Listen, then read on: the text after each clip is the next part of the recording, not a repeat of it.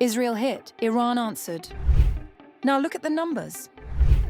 10,800 strikes into Iran, 18,000 bombs dropped. 650 missiles launched back at Israel. The scale is clear, the outcome isn't. So beyond the numbers, who really came out ahead?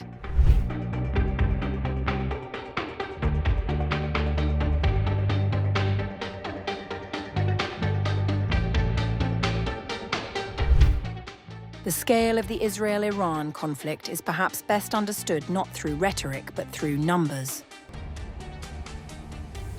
In just days of intense fighting, the Israel Defense Forces carried out a staggering volume of strikes deep inside Iranian territory.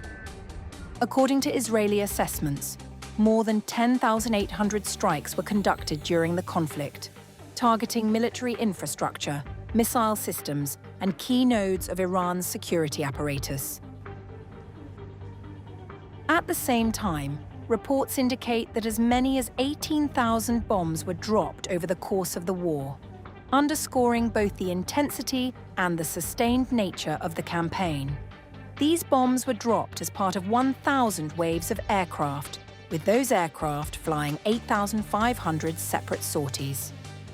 Meanwhile, CENTCOM said that the US had struck over 13,000 targets within Iran.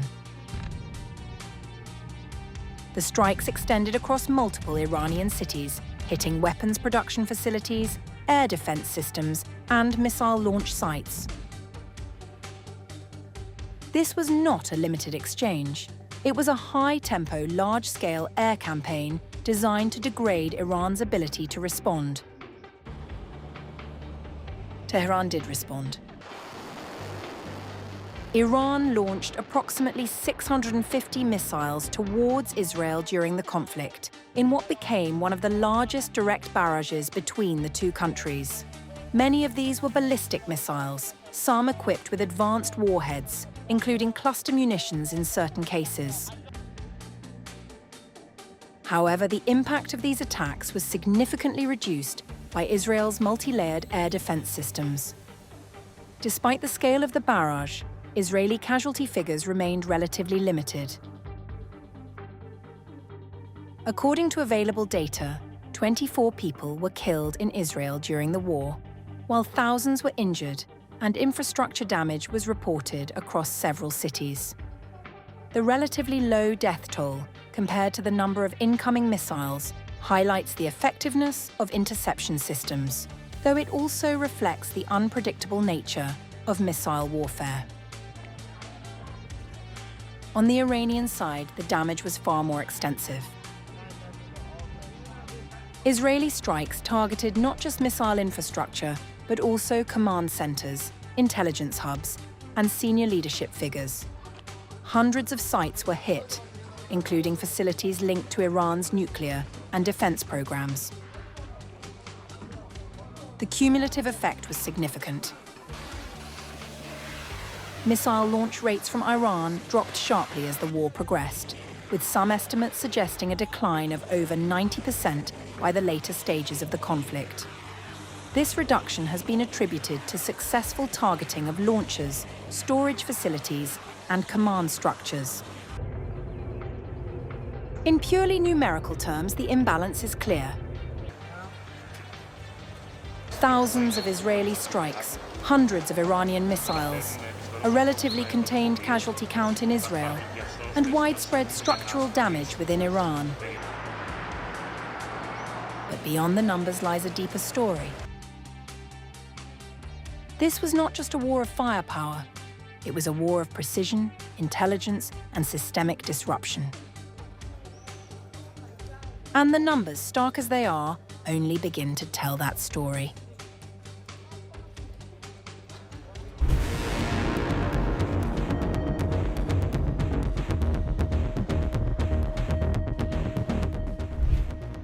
In the ongoing 2026 conflict between Iran and Israel, one question keeps coming up.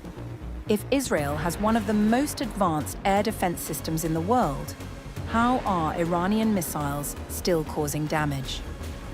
The answer lies in a particular type of weapon Iran has increasingly used in this war: cluster-armed ballistic missiles.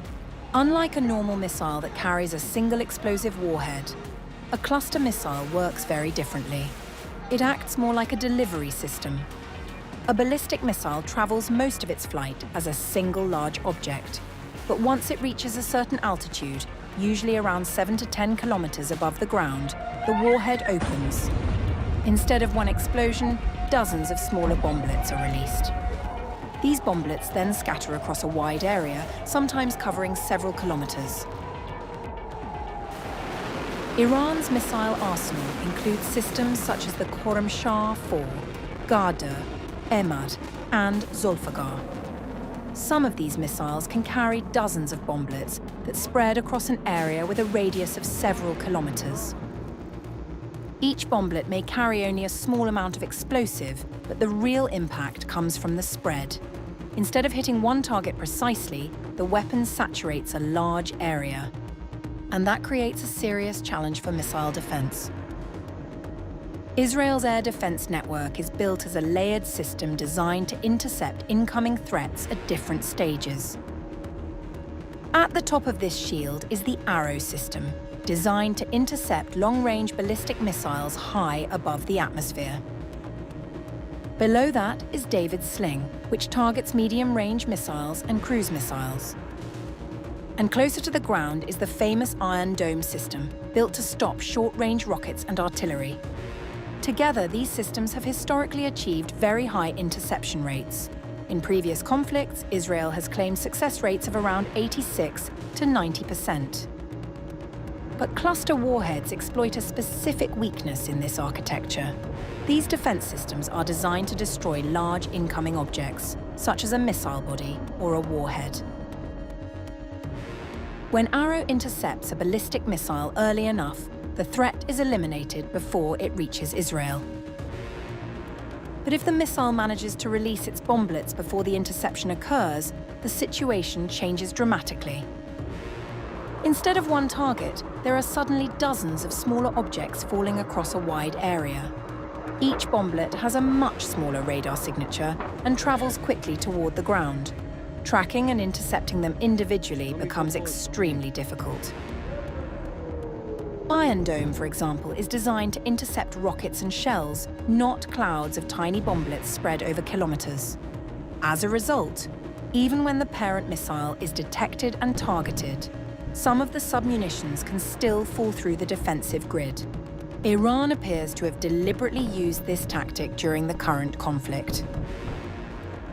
Israeli officials estimate that roughly half of the Iranian ballistic missiles fired in the first phase of the war carried cluster warheads. Many of those missiles were aimed at densely populated areas in central Israel, including around Tel Aviv.